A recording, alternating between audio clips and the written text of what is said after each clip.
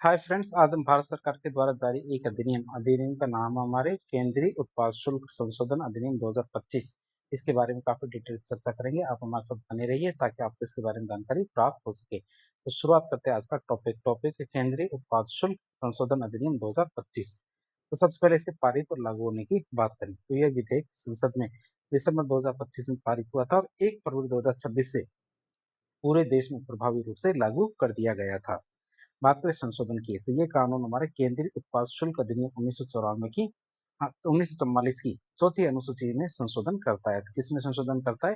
केंद्रीय उत्पाद शुल्क अधिनियम 1944 की चौथी अनुसूची मतलब फोर्थ शेड्यूल में संशोधन करता है। बात करें इसके मुख्य दायरे की तो इस कानून का मुख्य लक्ष्य क्या है?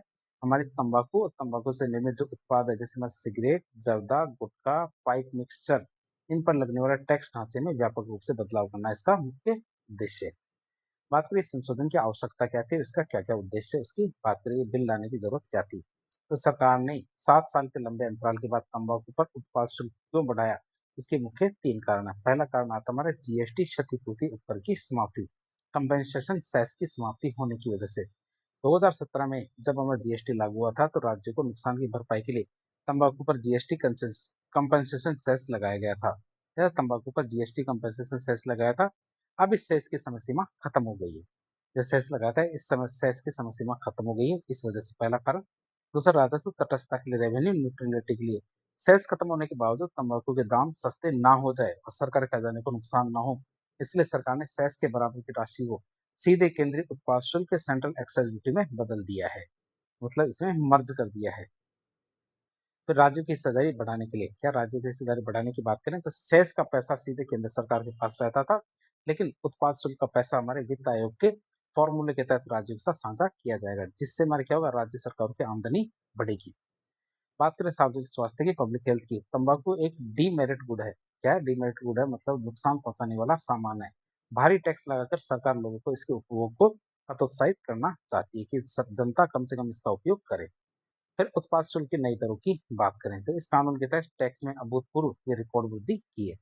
सिगरेट की बात करें तो पहले यह 200 से 735 रुपए प्रति हजार स्टिक था, मतलब 1000 स्टिक के कितने, 200 से 735 रुपए लगते थे। अब इसे लंबाई और फिल्टर के आधार पे, क्या हमारे लंबाई और फिल्टर के आधार पर लगभग 2700 से 11,000 प्रति 1000 सिगरेट कर दिया है। आप इसे देख सकते हैं कि पहले लगभग लगभग 10 गुना के आसपास कर दिया गया है।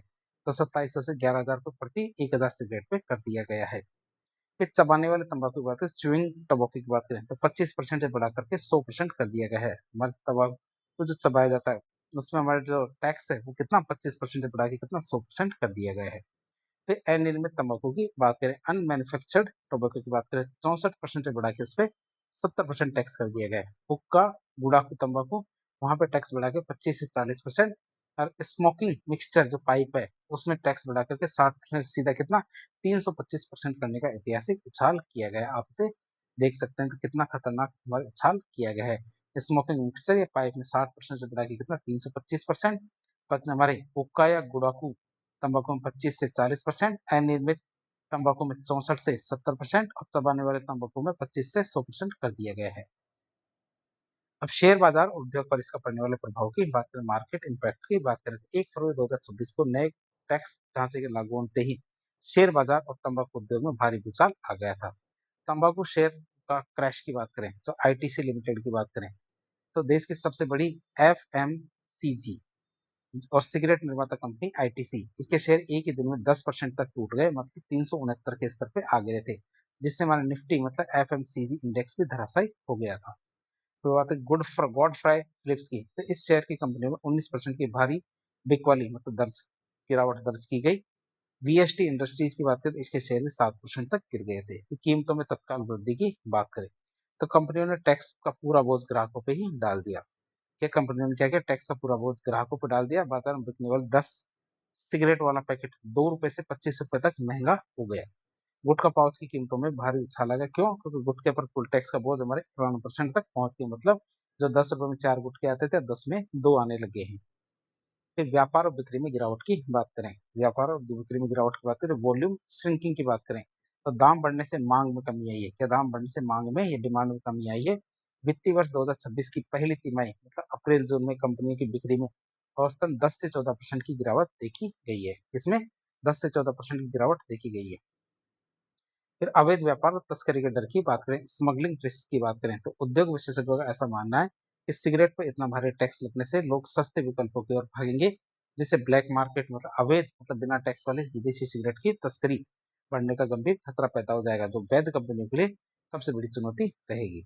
निष्कर्ष के रूप में देखें तो केंद्रीय उत्पाद शुल्क संशोधन अधिनियम 2025 सरकार के लिए कर राजस्व सुरक्षित करने और जन स्वास्थ्य सुधारने का एक शानदार कदम है, लेकिन तंबाकू उद्योग और शेयर निवेशकों के लिए यह एक कड़वी दवा के रूप में साबित हुआ है। तो इस प्रकार की इन्फॉर्मेटिव वीडियो देखने के लिए हमारे चैनल से जुड़े। वीडियो यदि पसंद आया तो वीडियो को लाइक करें, चैनल को सब्सक्राइब करें और अपने दोस्तों के साथ शेयर करें। धन्यवाद।